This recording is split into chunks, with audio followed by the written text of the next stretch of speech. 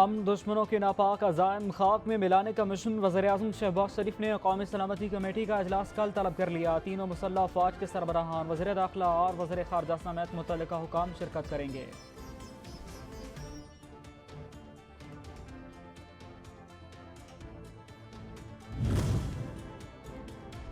सियासी अदम इस्तेहकाम की सूरत हाल में माफिया पहलवान। कराची में नान बाइयों ने रोटी की कीमत में मनमाना इजाफा कर दिया। तंदूरी रोटी 25 रुपए में फरोख्त, डबल रोटी भी 15 रुपए महंगी। बेकरी आइटम्स की कीमतों में इजाफा कर दिया गया।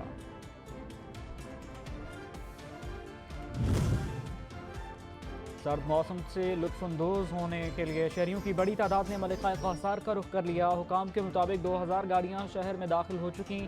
300 ट्रैफिक एहलकार ट्रैफिक की रवानी बरकरार रखने के लिए तैनात।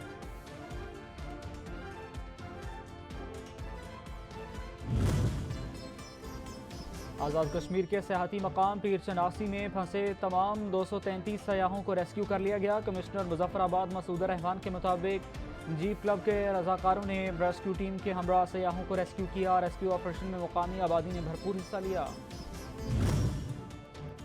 यूटिलिटी स्टोर्स पर भी सस्ती अशिया की फराहमी बंद, यकसां सब्सिडी खत्म कर दी गई। हुकाम के मुताबिक यूटिलिटी स्टोर्स पर घी 75 रुपए, चीनी 19, 10 किलो आटे का थैला 248 रुपए महंगा फरोख्त होने लगा। सस्ती अशिया के हुसूल के लिए बेनज़ीर इनकम सपोर्ट प्रोग्राम पर रजिस्ट्रेशन कराना होगी।